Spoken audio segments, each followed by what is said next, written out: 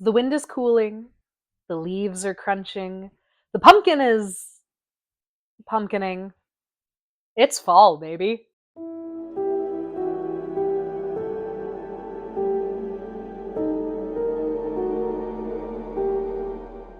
Welcome to Sparrow Catches Up, a channel where I delve into all of the things that make our hearts race. And today, I have 10 horror movie recommendations that I think encapsulate the fall season perfectly. A little bit on the criteria before we get into the recommendations. These have to give me the feeling of fall personally. So, chilly air, dank leaves, the last vestiges of summer warmth because I live in Texas. Halloween can be featured. It doesn't disqualify it, but it cannot be about Halloween. So, without further ado, let's get to it. Number one on our list is Ginger Snaps, released in 2000.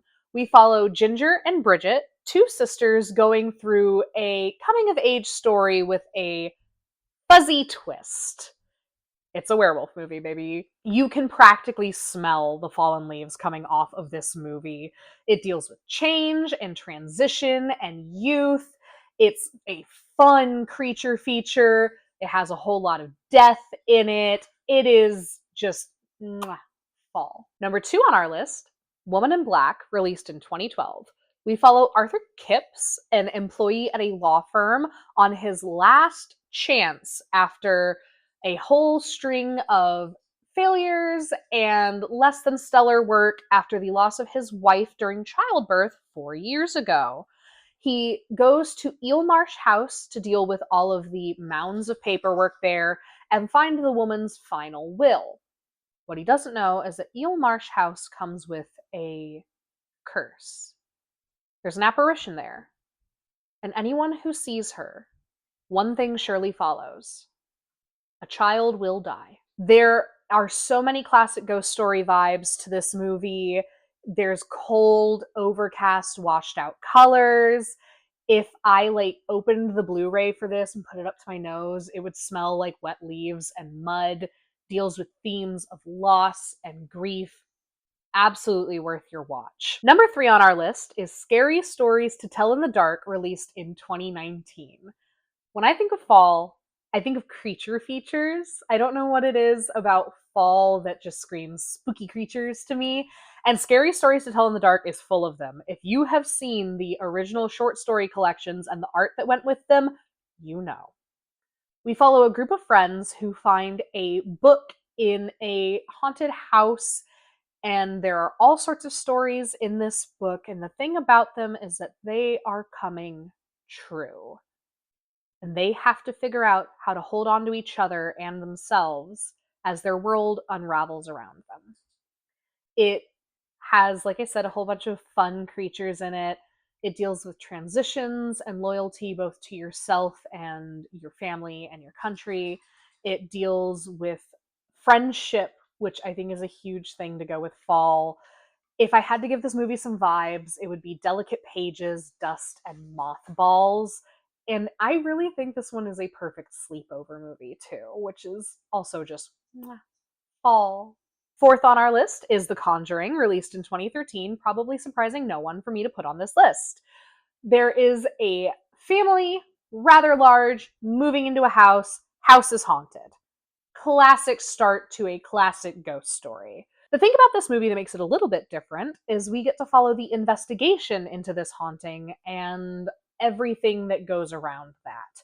It does feature the Warrens in it, and if you know anything about them, they are extremely controversial figures in the realm of paranormal investigation. It does paint them as heroes in this.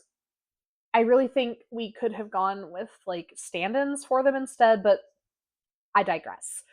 Classic ghost story vibes from this one as well. The themes of family and hardship are prominently featured in this film. The colors are warm but muted. And if I had to assign a smell to this one, it would probably be first morning chill and wood smoke. Number five on the list is It Chapter 1, released in 2017.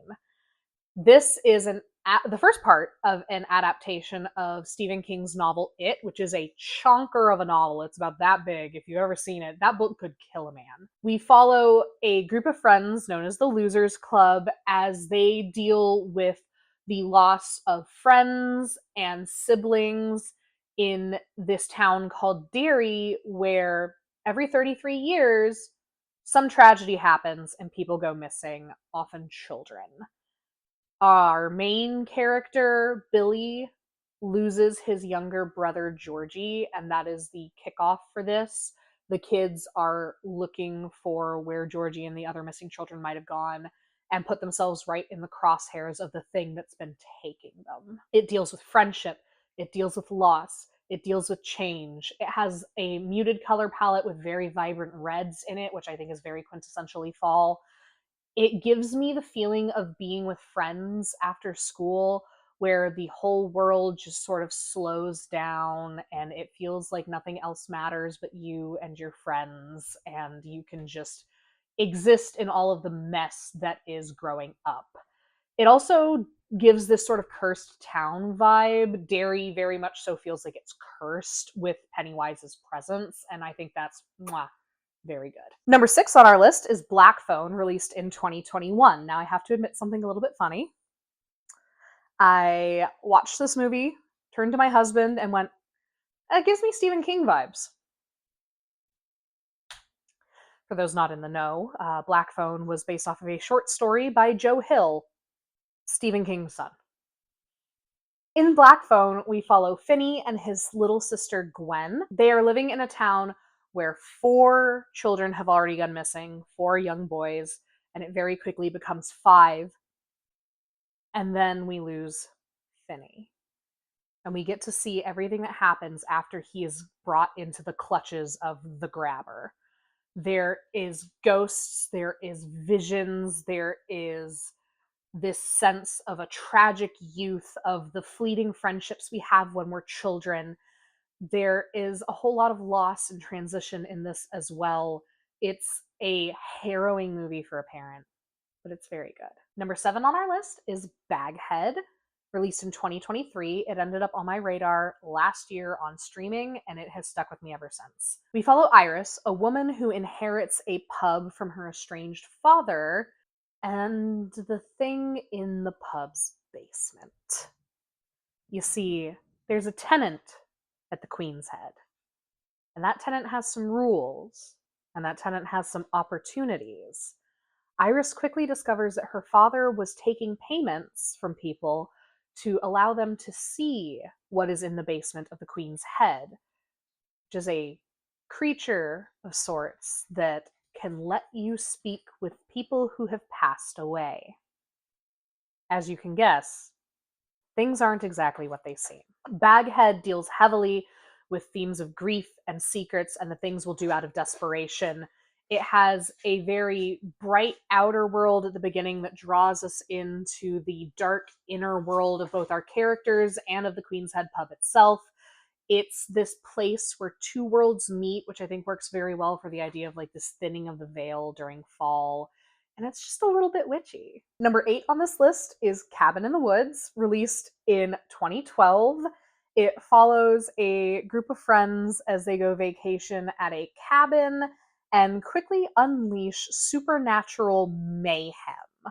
It is full of tropes and movie monsters and ghosts and all kinds of horror. It is a horror buffet. It's a horror comedy on top of that, which is great. If you want to delve under the surface, there's themes of sacrifice. There's also the fact that it is an allegory for Hollywood at large. It's on this list for me because the second pumpkin spice hits a menu, I am turning on this movie.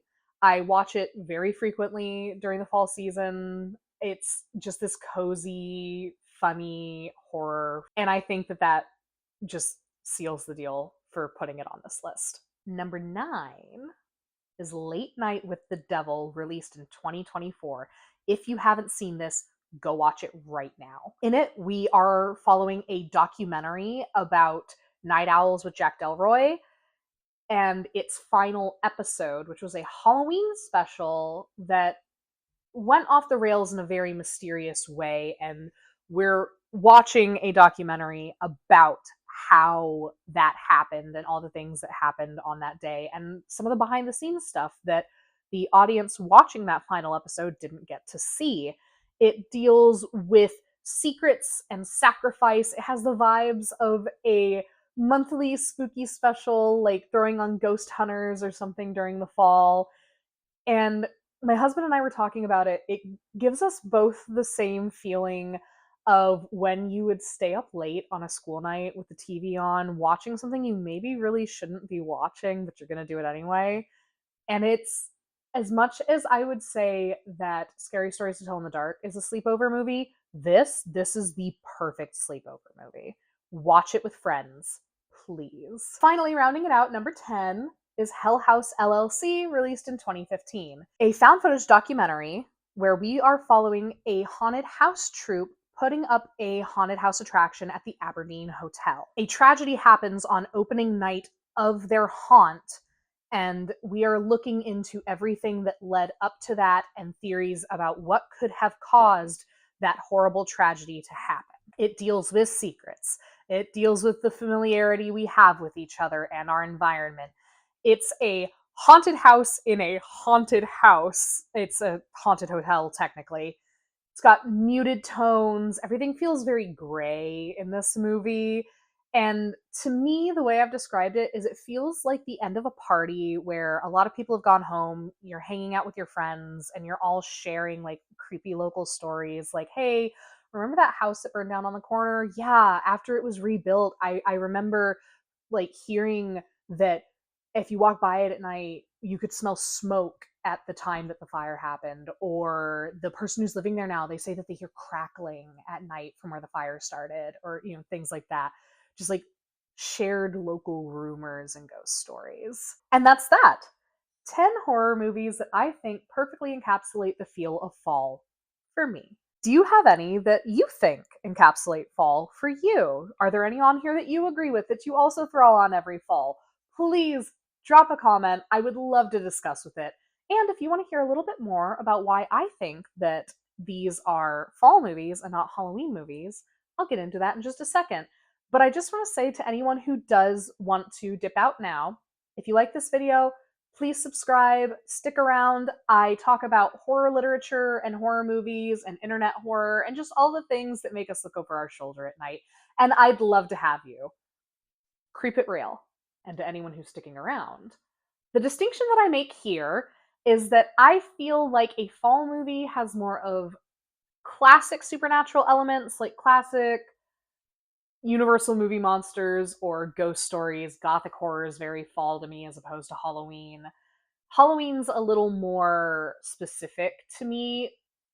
For instance, Scary Stories to Tell in the Dark, very fall. Trick or Treat, Halloween. Has to be Halloween.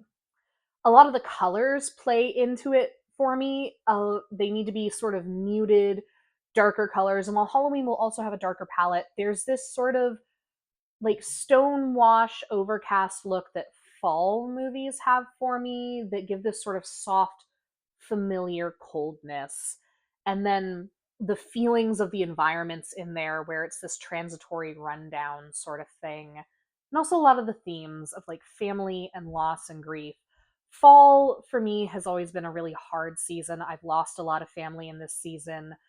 For the first couple of years of my husband and I's marriage, we were always doing really, really difficult financially during the fall. So it's this feeling of hardship and also needing to reach out to family to feel close and comforted.